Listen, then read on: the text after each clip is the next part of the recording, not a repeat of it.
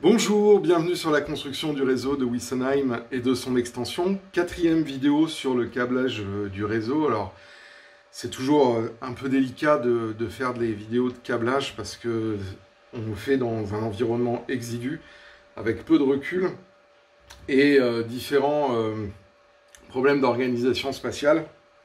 Là, je suis dans le trou d'homme de l'hélice sud. Il y a énormément de choses à câbler et à recâbler dans l'hélice sud suite aux différents changements.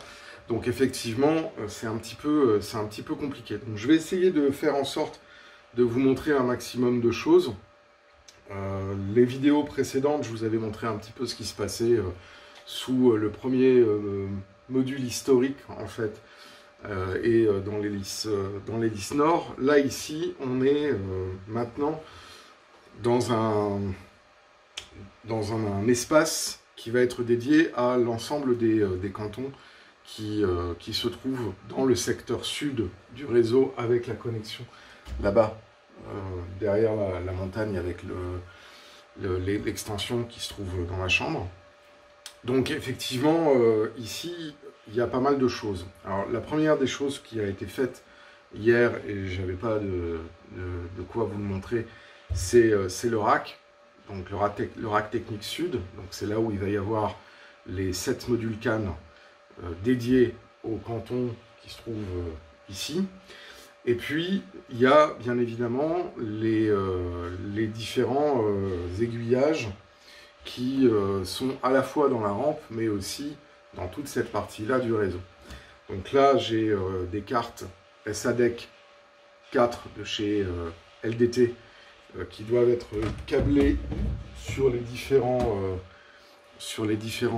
aiguillages qui se trouvent soit dans la rampe, soit tout autour.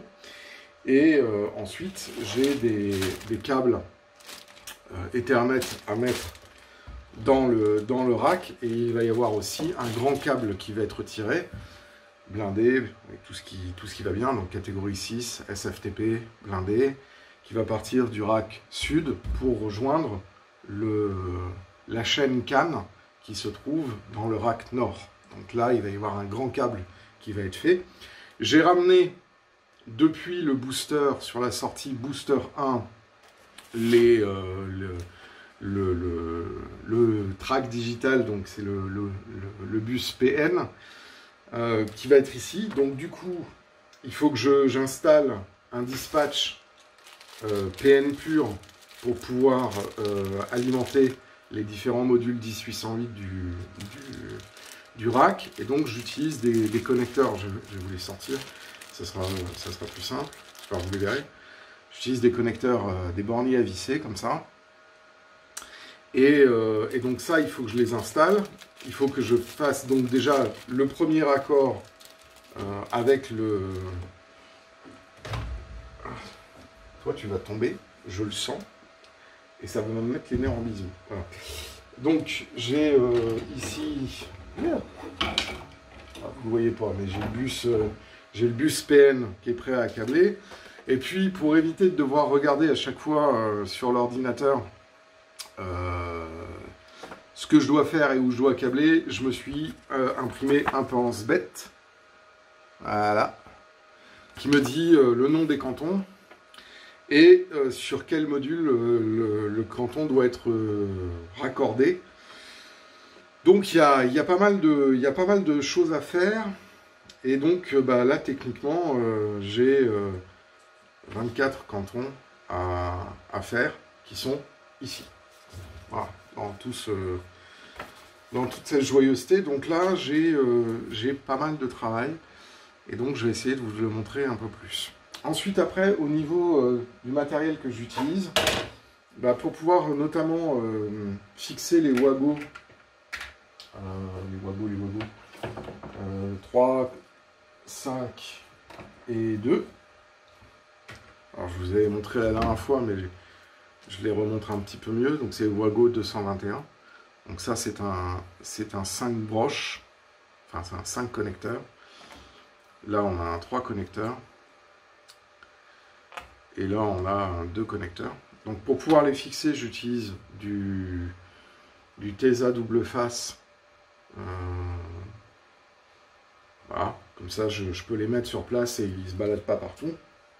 Ensuite après, j'utilise aussi d'autres choses qui sont ces petits modules qui sont des passe-câbles que je vais pouvoir ensuite après fixer avec des...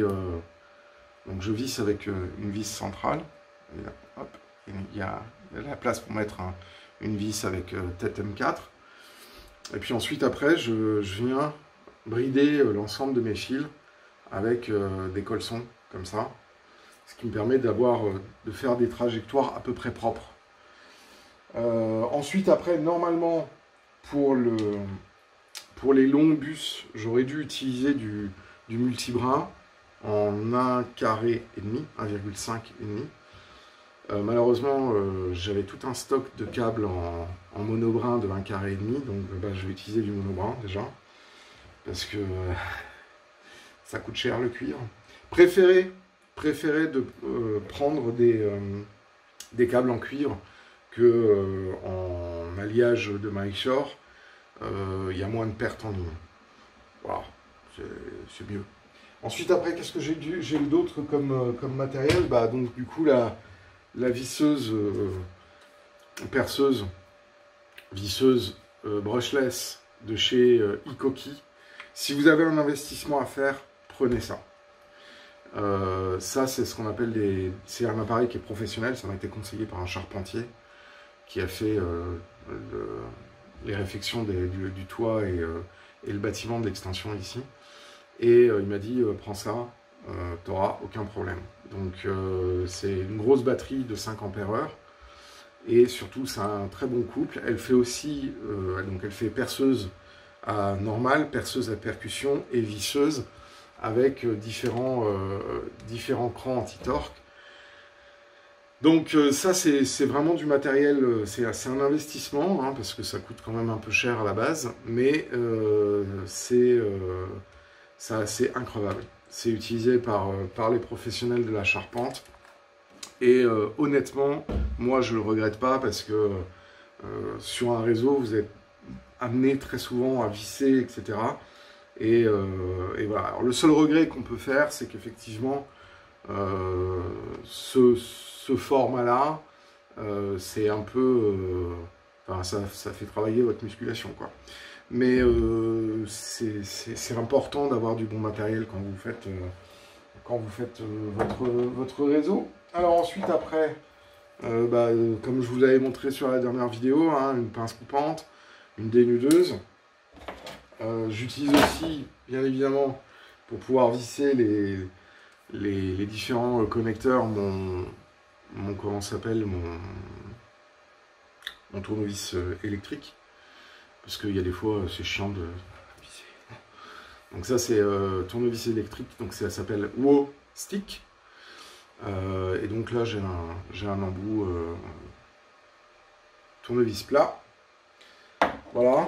Ensuite, après, de temps en temps, on a besoin d'un pistolet à colle. C'est pour certaines fixations, c'est plus rapide.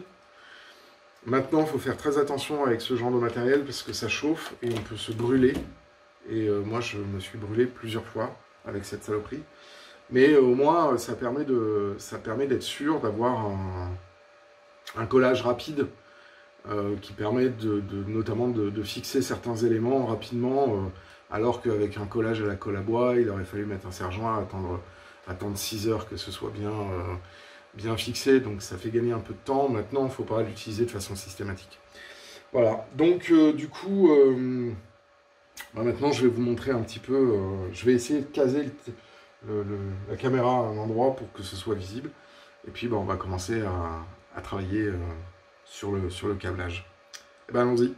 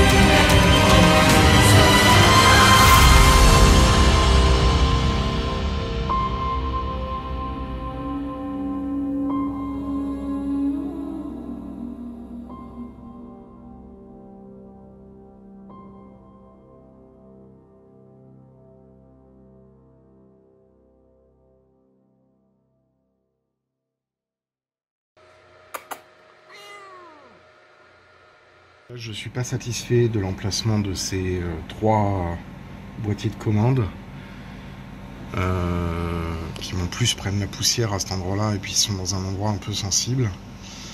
Donc du coup je vais décabler toutes les aiguilles de ces boîtiers qui est en fait tout le grill qui est ici. Et je vais mettre ces boîtiers en dessous. Donc du coup, en redescendant toutes ces aiguilles ici, et en mettant les boîtiers ici, je vais pouvoir éviter d'avoir tous ces câbles qui vont à droite à gauche. Et je vais rationaliser tout ça, d'autant plus que là, ici, c'est le bus qui... c'est le JK de la centrale lens et c'est la centrale lens qui pilote les aiguilles. Donc ça sera beaucoup plus simple pour moi d'écarter, de tout enlever ici et de câbler ici et de raccourcir les câbles et d'éviter d'avoir toutes ces perturbations qui pourraient arriver et qui pourraient venir perturber ce qui se passe au-dessus. Donc